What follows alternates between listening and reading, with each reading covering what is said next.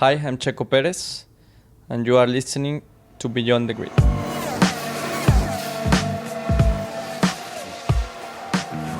Now, after the delights of the legendary Murray Walker last week, we're going contemporary for this episode because my guest is the most successful Mexican driver in the history of Formula One. He has 8 podium finishes to his name, and after the way he's driven in the early races of 2019, did you see his electric start in China? Then more are sure to follow. I'm talking, of course, about Sergio Pérez. Checo, as he's better known, has made many sacrifices to get to this point in his career. Flying on his own to Germany, aged just 15, to start a single-seater career, then persuading teams to give him a drive when he had no money, and then being courted by Scuderia Ferrari, and now battling with the big boys in Formula One. His is a tale of emotional extremes. There have been tremendous highs, as well as freakish lows, and he's still just 29 years old. We sat down in the Racing Point hospitality area at last weekend's Chinese Grand Prix to talk it all through. He was very candid. I hope you enjoy our conversation. Well, Checo, welcome to Beyond the Grid. Great to have you on the show, and it's an honour to be speaking to the Mexican with the most podiums in Formula One history. Thanks. Happy to spend a good hour with you. Now, I feel there's a lot to get through, and I want to ask you, first of all, why Formula One? Because prior to your arrival, it had been a long time since there had been a Mexican in F1. So, first of all, why F1 and not something like IndyCar, which was a more tried and tested route? Yes, because I remember watching Formula One at the time with my dad, and Formula One was just too big and impossible for a Mexican to be here, and I was very good in karting, and I say IndyCar, it's like the common thing for the Mexican drivers. We have like 5 at the time, 5 IndyCar drivers or so. So I say IndyCar is quite reachable. It's not easy to get through, but I want to go to Formula One. But I always knew that it's like the impossible dream, because we didn't have any money, we didn't have any sponsors. So it was like, how the fuck we gonna get into Formula One? It looks nice on TV, watching the race from in Mexico, the race in Japan, the race in China, but we never thought we were going to achieve that. So what, Formula One was like an exotic dream for you, and that is what made you so determined to get there? Yes, you're right. It was so difficult and such a unique place. I never grew up seeing a Formula One driver on the grid, I always thought that this is for European drivers, for other drivers, but not a Mexican. And I guess you never got to the Mexican Grand Prix because you were born in 1990, yeah. And I think the last one that time around was 92. Yeah, 92. Did you go age 2? No. Well, unless my dad took me, which I wouldn't be surprised, but no, I don't have any pictures of me being in the Mexican Grand Prix. So, what was the first F1 race that you actually attended personally? It was in 2002. There was a kart competition from Montoya that the winner was going to get the 2 tickets for the Indianapolis race. And I won the race, so I got the 2 tickets. And my dad thought I was going to take him, and I took my brother with me. And so we went, my brother and me, to see the Indianapolis race, and that was my first ever race in watching Formula One. As a guest of Juan Pablo Montoya? Yes, I actually went to see the car, to see a bit of the technology. We were on the grandstand, but they took us, me and my brother, to the paddock for 10, 15 minutes, and was amazing. It was an amazing experience. And you met Juan Pablo? Yeah, I met him. How did you find him? What are your memories of him? I think he explained us the wheel. I just met him briefly, and that was a very special moment for me because that was my first ever race that I went to. Did he give you any advice? Did he say, at the age of 15, you must go and live in Germany on your own? No, to be honest, he was quite chilled out, and he just explained us briefly the wheel, and had to go to do some meetings, so it was quite briefly. But I knew At that age, I was like 13, or it was just my time. Before my time, I started in a skip barber, so I knew that if I wanted to do something, I had to go to Europe at a very young age, and that's when I decided to. I was determined to go since a very young age, but now the difficult bit came, which was to find the money to go to Europe. The skip barber in 2004, because that is still a very American approach to going racing, isn't it? So prior to the story you've just told me, I was going to say to you, all right, so you wanted to do IndyCar, that's why you went to skip barber. But obviously the dream, as you've already said, was Formula One. So basically, going back to it, in karting, while I was in karting, I had a special permit, special license, because I was 11 years old, and I was racing in shifter 125s. So I had a special license to race those cars. So I was like 12 and racing guys of 20, 25 years old and beating them. But before the IndyCar came to Mexico, we were going to be the pre-race in karting. So it was quite a big thing for me. And I got my license taken away from me because I had a crash with another driver. And it was a bit political and so on. So I got my license taken away from me, so they didn't let me race that day. Oh. And it was such a hard thing for me that I told my dad, I don't want to race.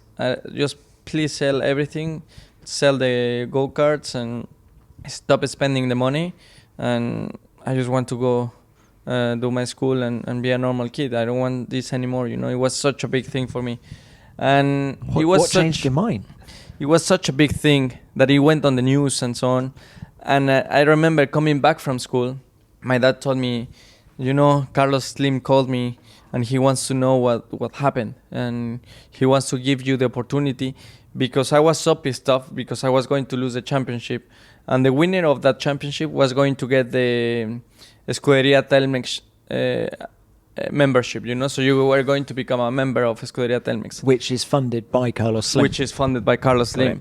So missing that race meant that I was leading the championship, working so hard, and then all of a sudden they took my license away, and I was not going to win the championship. So if Scuderia Telmex didn't took me, there was no chance I was going to leave Mexico, you know. So I say, you know, that I had enough. Let's just sell everything. And Carlos found out. So I remember on Monday after the race coming back from school, and my dad told me, Carlos Slim called me and he wants to give you the ride. And I say, yeah. I didn't believe my dad. I say, you know, just tell him thanks. So without that phone call from Carlos Slim, Checo Pérez wasn't going racing anymore. Can we say Carlos Slim saved your career? Yeah, definitely. But not just him, because on Monday I told my dad, just tell to Carlos thanks, because I thought like it was the whole story again about just trying me to get back. Checo, I'm really sorry to interrupt you, but how exciting is it when one of the richest men in the world rings you up and says, actually, I really want to sponsor you? I mean, huge moment, or not? It wasn't, you know, because I know Carlos since I'm 6 years old, you know. My dad was close to him, and does Dad have business dealings with him? No, because of my father always worked in motorsport, and Carlos has been always involved. So for one reason or another, I always knew Carlos. So Carlos for me was like normal guy, you know, and still right now, you know, but obviously he's not from Guadalajara. No, he's from Mexico. And so on Monday I told my dad, you know, just say thanks to him. And on Tuesday, Jimmy Morales, the director of Scuderia Telmex, called my dad and say, we want Checo. Doesn't matter if he doesn't win the championship, he's going to get the test in a skip barber. And I got the test. I was quicker than the champion. And then everything started back then. I was 14 years. And I remember when everything started, I was calling Carlos all the time through Messenger. You know, I was going into Messenger and saying to Carlos, we have to go to Europe. And Carlos was telling me, we don't have any money, you know, to go to Europe. So we have to first start in the US and get some experience there, and and then see. Obviously, he wanted to see if I was good enough before he spent any more money, you know. So, and he saw enough at Skip Barber, so that explains why. Yeah, you went there. him and Jimmy always had a lot of trust on me, a lot of commitment. They guide me through everything more than they were more like my father, you know. They guide me on the personal side and on the driving side a lot. So, aged 15. Yes. You make the move. So at 14 years old, I do a Skip Barber. Didn't have such a good year, but I had good races, and they talk a lot about me at that time. So Carlos wanted me to stay in the US, but I say I have to go to Europe. I was so convinced that I had to go. I was obsessed by going to Europe. You know, I never had the opportunity to race in Europe, not even in kartings. So I was obsessed with leaving Mexico to go to Europe, you know. And I remember before going to school, because of the time difference, I had to wake up like at 2 o'clock in the morning, 3 o'clock in the morning, because I have a schedule, the phone calls with the European teams. You know, so I remember calling them at 2, 3 in the morning from my home, saying to give me cheap deals. My English was not good back then. Well, still not good, but it is. Back then I had like, I just need cheap deals. I was telling all this is too expensive. Give me cheap deals. So in the end, I end up finding the cheapest deal in the whole BMW. And that is why you went to Germany as opposed to the UK. Yeah, right. That's why I went to Germany to start in that team. And I remember, so basically we just had the budget. It was like 150,000 euros to do that year, and that's it. That's the only thing we had. But now was the difficult bit came when I had to find the ticket, flight, how to live in Europe, and so that was very interesting because I went. My dad had a ticket that I had to fly from Toluca. I live in Guadalajara. Where is Toluca? Toluca is next to Mexico City. So it's a 6-hour drive. So we drove to Toluca, and they dropped me in Toluca to go into Europe with just a single way. You were on your ticket. own? On my own, 14-year-old, totally on my own, and that's it. Just a one-way ticket. I never knew when I was going to go back. I only had a one-way ticket to Europe. So who helped you find things like accommodation and look after yourself? I mean, you're still a kid at 14. I just went there, spoke zero German. I remember Gunther Unterheimer, a great friend of me, picked me up in the airport and was like, "Are you on your own?" I said, "Yes, it's only me. Let's go." So he took me to the little hotel in the middle of nowhere, dropped me there. What, near the team's base? Or? No. This team that I'm talking about didn't have even a garage or anything. Our garage was at his house, you know, in the on the ground floor. He had a little garage, and that was our team factory. So we had nothing. I was living and then he had a restaurant. He was building a restaurant. So I say, well, I can live there. So he put me to live in the restaurant, which was a great thing because at least I could interact with people, you know, because exactly. Because when he dropped me in the hotel, it was not even a hotel; it was a motel, you know, where all the bus drivers stay in the middle of the motorway. And so I said, yeah, I better go to the restaurant. And I was living in a restaurant at the age of 15. So yeah. Now, how tough was that? Was there ever did you get homesick? And was there ever a moment where you thought, what am I doing? All my friends in Guadalajara are doing whatever. It was like straight away when I went to Europe and I was like, wow, this is not what I thought it was going to be, you know. This is not as nice, and because I thought I was going to be racing with Formula One as pre-stellar, and so on. So I thought, well, this is not as nice as I thought it was going to be. It's really hard. spending the whole day on my own, not seeing anyone, my friends all having normal life, because I went from having a normal life, going to school with friends, having a normal 14, 15 year old life, to a totally lone guy, a lonely guy in the middle of nowhere in the world, with no internet, no phones. Checo, how would you describe yourself? Are you a bit of a loner, quite like your own company, or are you actually very gregarious and social and have lots of friends? I've spent so much time on my own in my early years. I love to be on my own. My lonely time I appreciate it a lot. I have very few friends, not many good friends, but I like to be surrounded by my family, good friends, my wife, now my kids. So yeah, I like to spend a lot of time with them. I think I've been so used to be on my own that the time that I'm on my own, I really enjoy it. So it was tough, but you never thought of jacking it in, saying... No, there was time, like in the middle of that year, I had no internet, It was not like these days where things were There was so a easy. world before the internet.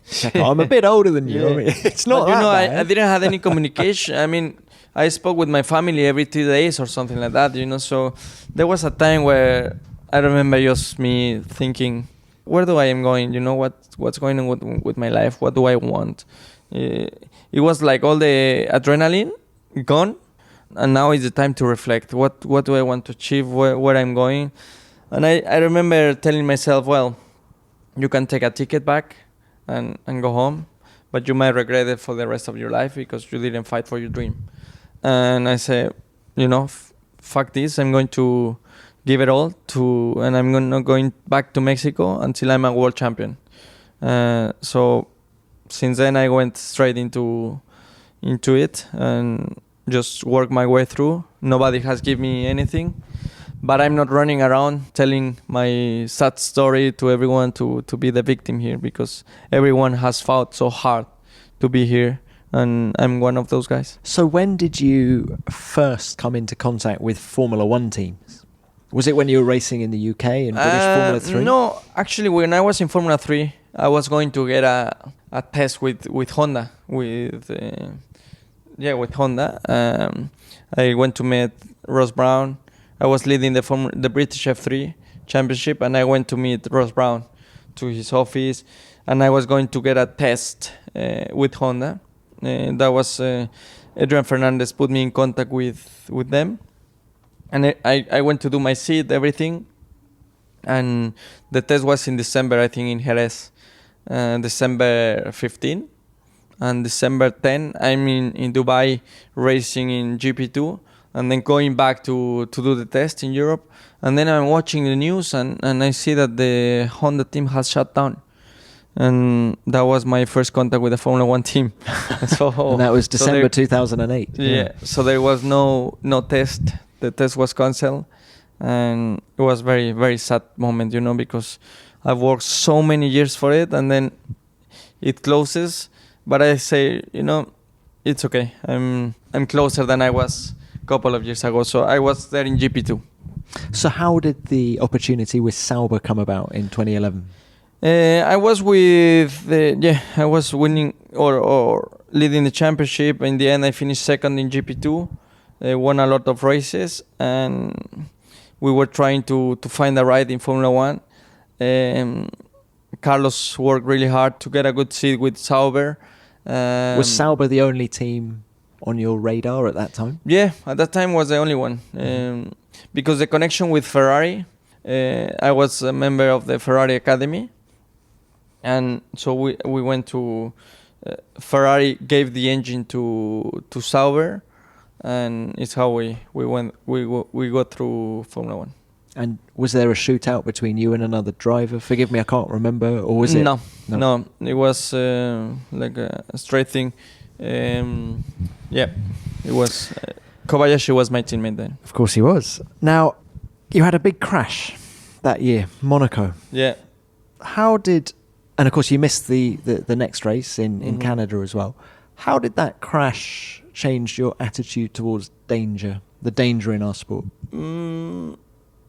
Zero, because when you are driving, you're not thinking, or you never think that I've seen with Jules, for example, was a very sad moment, but you always think that those things will not happen to you, and it's how I still think now. But I have a lot of respect for what I do.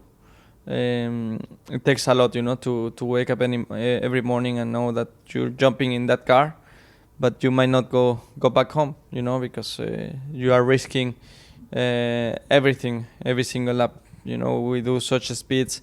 Although the safety gas has come a long way, anything can happen. What does Carola think of it? Your wife think of it all? I think she thinks the same, that things will not happen to me, but obviously she's also aware of the danger that we go through every weekend. Luckily, the time that I've been with her, she hasn't seen a huge accident. So, she knows that her husband has a dangerous job. Now, you'd fought so hard to get to Formula One. The first time you drove that Sauber, can you even now, all these years on, remember the emotions? And was it very vivid for you how worth it the fight had been? Yeah, the first time I drove it was in Abu Dhabi after my GP2 season concluded. I was, shocked, driving the Formula One car, how quick it was. I remember my neck was soaring a lot, actually. I'm talking emotionally, though, in terms of you had, all those nights alone in that restaurant in Germany. Everything was worth it. But I knew that reaching Formula One was one thing, but having a long and success career in Formula One, it's another thing, and I knew that it was just the first step, because there's so many drivers that they've spent 1 or 2 years in Formula One and we will never see them again, and I knew that, I've come a long way, but now is the time to go and kick some ass, because I had to get my place in Formula One. Everyone said that I was a paid driver and whatsoever, but the truth is that... Well, Checo, you then get the ride at McLaren in 2013, and I think yourself and a lot of people thought, right, this is the big opportunity for you. Why do you think it didn't work out? Yeah, I think it didn't work out because basically McLaren was on quite a bad shape. I was partnering Jenson, a world champion, a very established guy in his team, so I was coming to his team. It didn't work out basically because we didn't have any performance in the car. We were, I think, the 6th fastest team that year, so we didn't even make it into the podium. It was a very difficult and inconsistent car, so with the level of experience that I had, was very difficult to get the most out of that car. But still, I outqualified Jenson on my first year, and I came close to him in terms of points, but it wasn't enough, because there were a lot of difficulties there. Politically, I think there were too many issues with Ron, Martin. It was just a very tough time, and I think probably, given how McLaren was at that time, that ride came just at the wrong moment for me, because if you go back to 2012, I was a Ferrari member. I was going to get a contract for 2014. I had to stay one more year with Sauber and then get the ride with Ferrari. Sorry to interrupt, but had you actually signed a contract that said you were going to be a Ferrari driver in 14? No. I went to Maranello and discussed that with Domenicali. He told me, let's do a pre-contract for 2014. And I was obviously back then quite young and hungry and desperate to get my ride. And I said, I want to get it for 2013. And when I was obviously at that time, Mercedes was interested, Ferrari was, and McLaren. So I was in a really strong position back then. And I thought to myself, I need to get into a competitive car because I can win the title. So the opportunity with McLaren came, and McLaren was winning races, was fighting for titles for the last 5 years. So how can you say no? It was quite an obvious thing, and I had to say basically goodbye to Ferrari Academy, and I went to McLaren. And I think the mistake there was to sign a 1-year deal. I think my management at the time didn't do a solid job with the contract, and that was a sad thing that I think that has damaged a bit my reputation in Formula One. But then I came to a fantastic team, and I had a good success with the team. Apart from the length of the contract at McLaren, if you had that opportunity now, what would you do differently? Just in the sort of day-to-day, how you went about the business. With McLaren? Yeah. Or maybe nothing. I think, obviously, right now I have a lot more experience, and the issues that happened that year, I look back at them and I will solve them so differently in terms of dealing with the car setups, dealing with the races, with whatsoever, But obviously this is not the time I was back then. So everything happens for a reason, and if that year at McLaren didn't happen, I wouldn't be the person I am now. So I wouldn't change anything, because there's pointless to think that you can change the past. And I hardly believe that everything happens for a reason. Given that you out-qualified Jenson more often than not, and of course Jenson stacked up so well against Lewis Hamilton, do you think people should reassess your year at McLaren? Do you feel you were given a bad hand by the media in the way you were treated that year? I think so, yeah, I think so.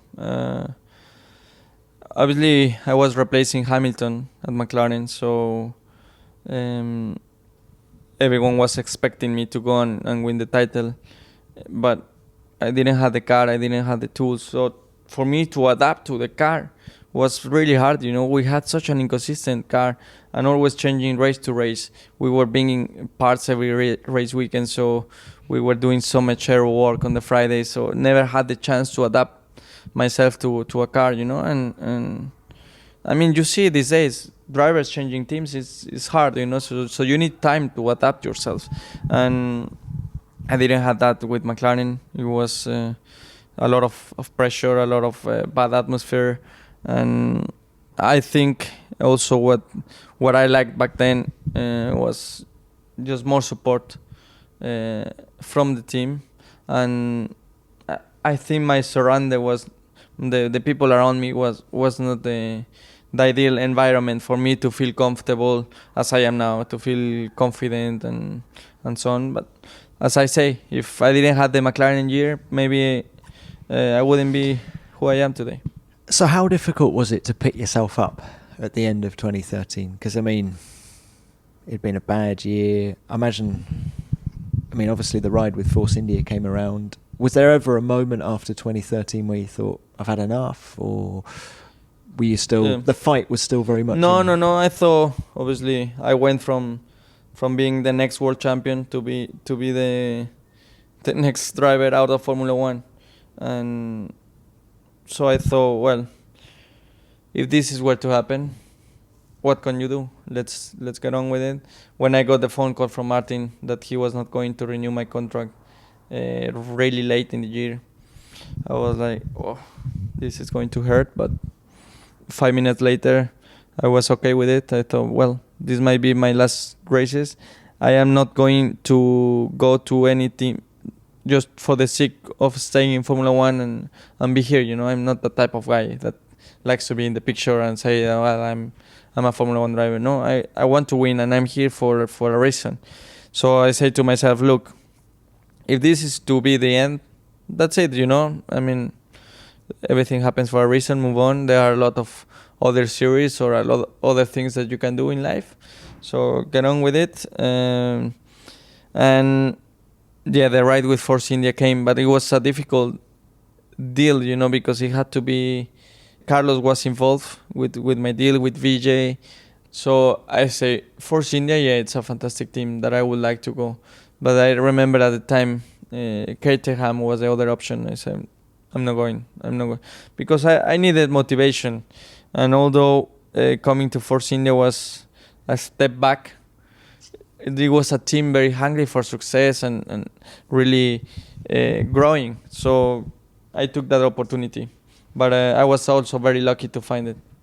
Even if McLaren didn't want to stay with you beyond 2013, was there ever a doubt in Carlos's mind that he wanted to support another driver, or was he always 100% behind you?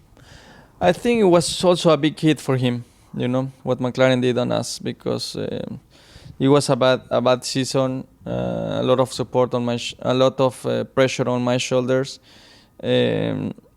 He probably thought at the time that I didn't behave well enough for the amount of pressure I had or whatsoever. It was a big shock, because we went from being the next world champions to being the next driver out of Formula One. So it's a big shock for me and for him. I think also him lost a lot of faith, a lot of enthusiasm and momentum in my career. So it was hard to digest, but before we know, we had the deal with Force India, and he always supported me. And the deal with Force India basically came thanks to him.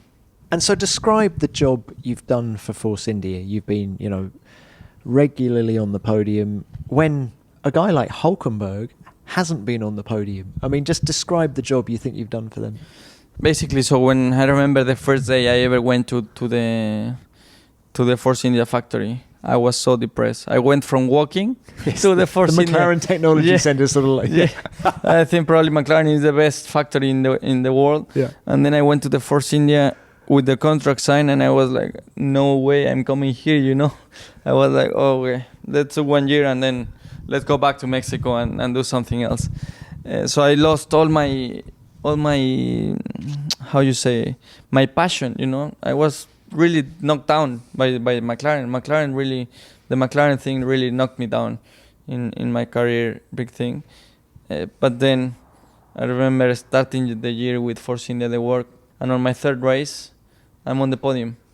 It was like, okay, this is what I want. This is what I have to work hard. And since then, it's been an incredible journey together. That first year with the team, I was really demotivated.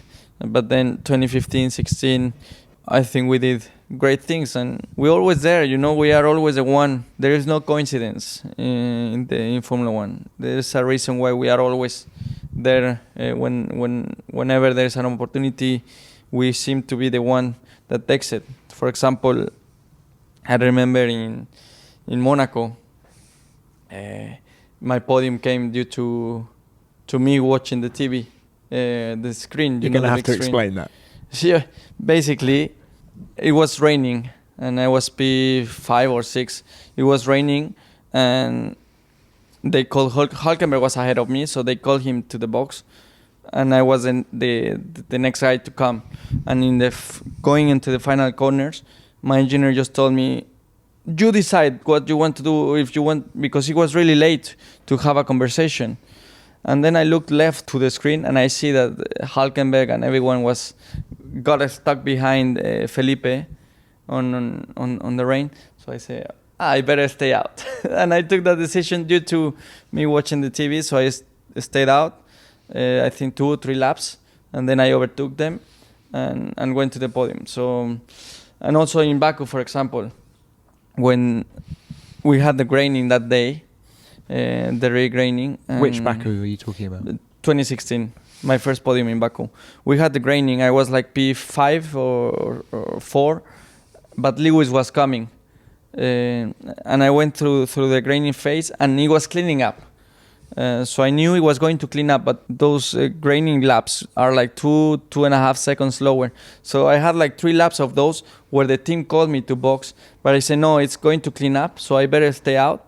So I stayed out that day, and thanks to that, we also got the podium, So, but it's almost like a sixth sense, isn't it? Yeah, I mean, I know my weaknesses, I know my strengths, and definitely my strength is on Sundays. I think reading the race, knowing what's going on, knowing when to push, which driver to fight, which one not to fight, and just looking at the bigger picture. That has given me a big advantage to all of my teammates. Is that something you've always had, or is it something that you've sort of developed during the? I always had that. Career? I always had that. Even in karting and. Even in karting, I always had like the good read on the race day. Yeah. But with experience has come the other side. The coolness, when to push, when not to push. That has helped me. And do you think that's why it was you getting the podiums and not someone like Nico Hülkenberg, who everyone agrees is a very quick racing driver, but it's never happened to him so far? I think so. I think that has to do with that. And I mean, the points and the podiums come on Sunday. And you have to be perfect. Given the cars that we've had, I mean, I compare myself, for example, to Hülkenberg, which we've had very similar cars throughout our careers, and so to be on the podium just one time with our cars, you have to be perfect 1,000%. There is no room for a single error, for a single mistake. You have to, go through everything perfectly, and has to be really an amazing day. And I've had a few of them. I've had a few of them. Yeah. So I think with the looking back at my career with the machinery I've had, I think very very very few drivers in the grid would have been able to achieve that amount of podiums with the cars that I've had.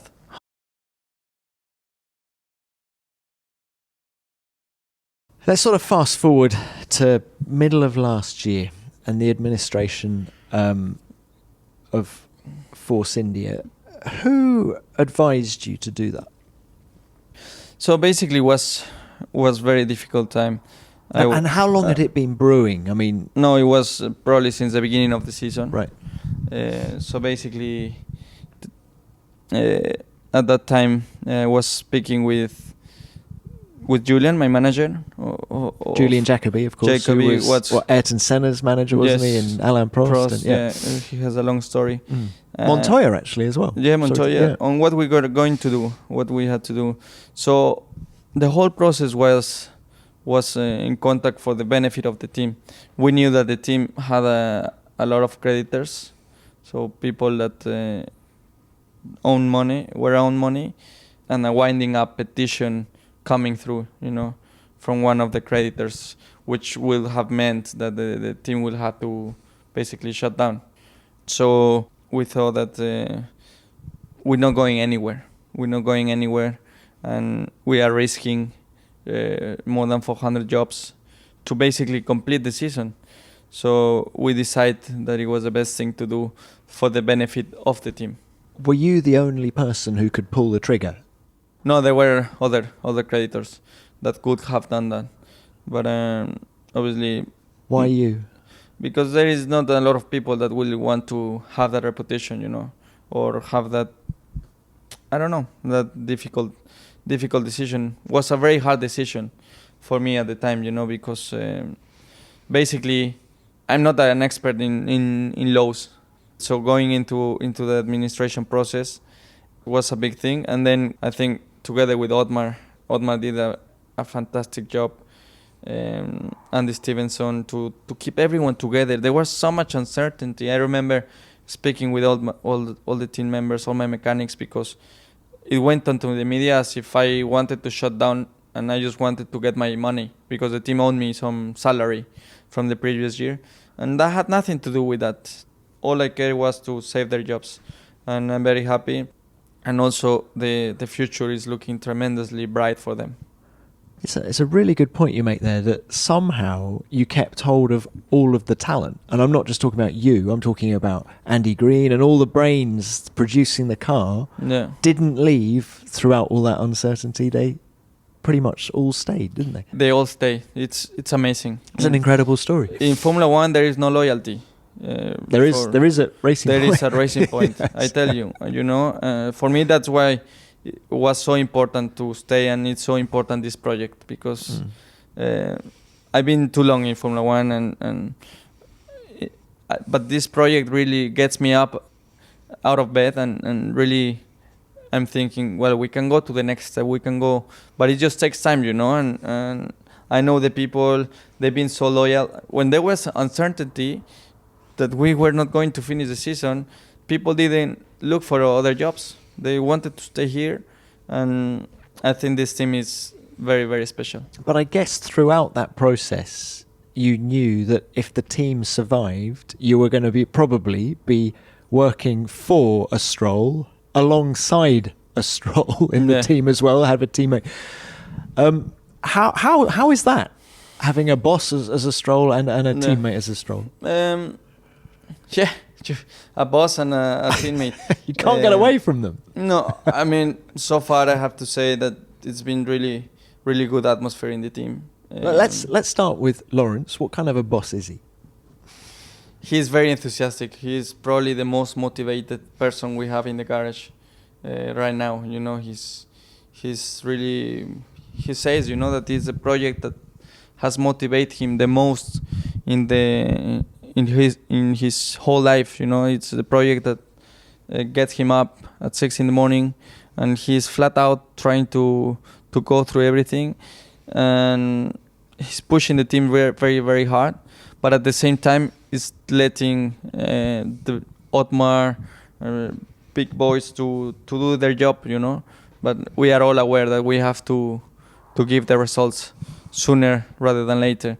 In that respect, I think he loves racing. I'm surprised with his energy, how much he loves and how much he wants his team to be successful. He obviously wants his son to be very, very successful, which is in my benefit as well, because he's definitely putting all the resources in place.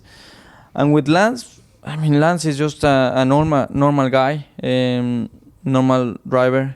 He works very hard. He's also very talented, and I have a very good relationship with him. We just we work well together, and we're trying to push the team forwards together. So yeah, I think we are all in the same boat, and we all want to be successful here.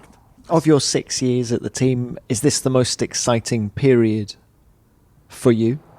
Yes, because in the past there always been like single years contract, and always like, for example, 2015 I was close to leave, 16 I was close to leave, 17 always I've been really close to leave. But right now this is the project where I want to be part of. Is where I want to grow together and go to the next step. In the past there were always doubts of if we were going to make it till the end of the season, if we were going to get the upgrades and so on. But now it's just a matter of how we're going to get into the top 3 teams. Okay, so just to sum up the here and now with you, Checo, do you feel more motivated than you've ever felt? Do you feel that the good times are still to come? I know that's a bit of a VJ statement, but... Yeah. Yeah, definitely. I'm also very realistic, with where is my career at the moment. I know that I'm not. How do you sum that up? I know that I'm not going to Mercedes and Ferrari in a near term.